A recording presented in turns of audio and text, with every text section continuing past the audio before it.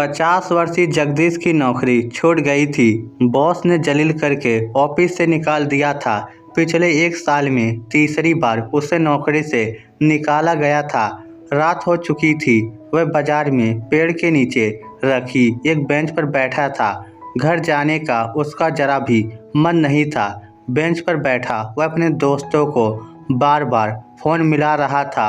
उनसे रिक्वेस्ट कर रहा था कि कहीं जगह खाली हो तो बता दे, उसे तुरंत नौकरी की ज़रूरत है। जगदीश कामचोर नहीं था, मगर बढ़ते कंप्यूटर के इस्तेमाल ने उसे कमज़ोर बना दिया था। हालांकि उसने कंप्यूटर चलाना भी सीख लिया था, मगर नए लड़कों जितना कंप्यूटर उसे नहीं चलाना आता था। इस कारण उससे गलतियां हो जाती थी। रात के 10 बजे वह हताश और निराश सा घर पहुंचा। अंदर प्रवेश करते ही पत्नी चिल्लाई, कहाँ थे इतनी रात तक? किसके साथ गुलछर्रे उड़ा रहे थे? तुमको शर्म भी नहीं आती क्या? घर में जवान बेटा और बेटी बैठे हैं, उनकी शादी की उम्र निकलती जा रही है। कब होश आएगा तुम्हें? अगर इनकी जिम्मेदारी नहीं निभानी थी तो पैदा ही क्यों किया था? जगदीश कुछ भी नहीं बोला।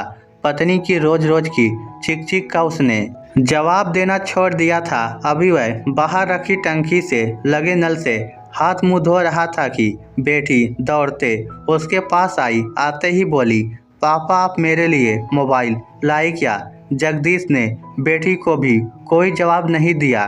बेटी फिर से बोली, पापा आप जवाब क्यों नहीं देते? सुबह तो आप पक्का प्रॉमिस करके गए थे कि रात को लौटते समय मेरे लिए मोबाइल लेकर ही आएंगे। जगदीश चुप ही रहा। वह जवाब देता तो क्या देता? बेटी के मोबाइल के लिए एडवांस मांगने पर ही बॉस ने उसे नौकरी से निकाल दिया था। बेटी अपने हाथ में पकड़े पुराने फ़ोन को दिखाते हुए बोली, आपको क्या लगता है पापा मैं झूठ बोल रही हूँ? देखो ये मोबाइल सचमुच खराब हो गया है, ऑन करते ही हैंग हो जाता है। जगदीश चुप था। वह अपनी नौकरी जाने की खबर भी किसी को नहीं बताना चाहता था, क्योंकि वह जानता था अगर ये बात बताई तो बेटा बेटी और पत्नी सभी उसके पीछे पड़ जाएंगे।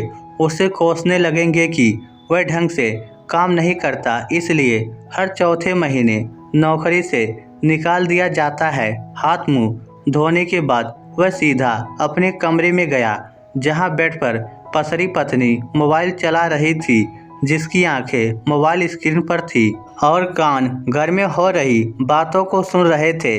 जैसे ही जगदीश ने कमरे में कदम रखा, वह चिल्लाई, जवाब क्यों नहीं देते? बहरे हो गए क्या? बेटी को मोबाइल क्यों नहीं लाकर दिया?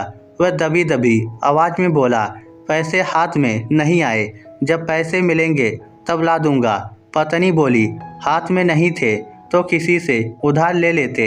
तुम जानते हो ना वह कंपटीशन की तैयारी कर रही है, बिना मोबाइल के कैसे पढ़ेगी?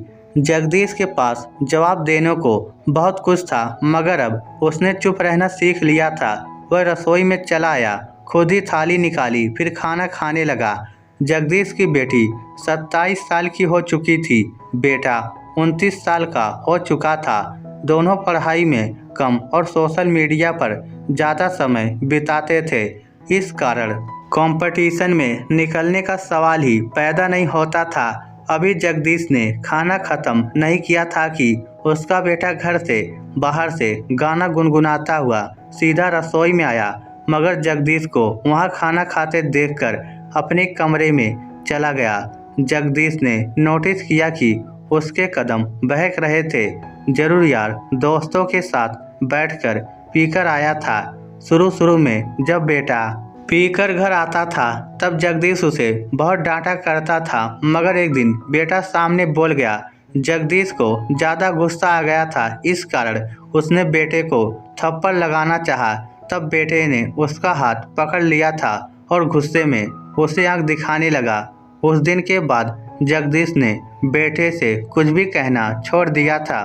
वह खाना खाकर वापस कमरे में आया तब पत्नी की किचपिच फिर से शुरू हो गई थी, मगर वह चुपचाप सो गया। सुबह जल्दी उठकर वह काम की तलाश में निकल गया। वह जानता था बिना काम किए सब कुछ बिखर जाएगा।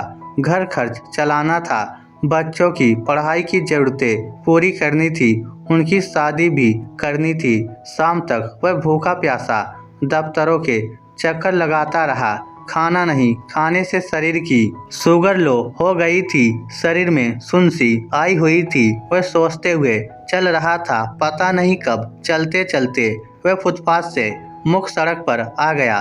तेज दौड़ता हुआ ट्रोला उसके ऊपर से निकल गया। जगदीश को तड़पने का मौका भी नहीं मिला। सड़क पर ही उसके प्राण पखेरु उड़ गए। जगदीश के बेटे बेटी और पत्नी ने रोते बिलखते हुए उसका अंतिम संस्कार किया। उसके जाने के बाद घर का माहौल पूरी तरह बदल गया था। जिन लोगों से उधार पैसे ले रखे थे वह रोज घर का चक्कर लगाने लगे थे। रिश्तेदारों ने फोन उठाने बंद कर दिए थे। घर का वाईफाई का कनेक्शन कट चुका था। अचानक से घर में नेट चलना बंद हो गया था। बेटी और बेटा अब खाने में कमी नहीं निकालते थे। जो भी मिल जाता खाकर पानी पी लेते थे। बेटे की आज़ादी खत्म हो गई थी। अब वह एक कपड़े की दुकान में 7,000 रुपये महीने की नौकरी करने लगा था। बेटी भी एक प्राइवेट स्कूल में 5,000 रुपये महीने की नौकरी करने लगी। पत्नी के लिए सब कुछ बदल चुका था। माथे का सिंदूर मिटते ही उसे सजने संवरने का अधिकार छीन लिया गया था। अब वह घंटों शीशे के सामने खड़ी नहीं होती थी। पति को देखते ही खिच-खिच शुरू कर दिया करती थी। अब उसकी आवाज़ सुनने को तरस गई थी। पति जब जिंदा था वह निश्चित होकर सोया करती थी, मगर उसके गुजरने के बाद एक छोटी सी आवाज़ भी उसे डरा देती थी। रात भर नींद के लिए तरसती रहती थी। उसके गुजरने के बाद पूरे परिवार को पता चल गया था कि वह उनके लिए बहुत कुछ था। वह सुख चैन था, वह नींद था, वह रोटी था, कपड़ा था, मकान था, वह पूरा बाजार था, वह ख्वाहिशों का आधार था। मगर उसकी बैलू उसके जीते जी उन्हें पता नहीं थी। बाप की कदर किया करो, अगर वह गुजर गया तो अंधेरा छा जाएगा। इस स्टोरी को लेकर आपकी क्या राय है? नीचे कमेंट करके हमें ज़रूर बताइएगा। धन्यवाद।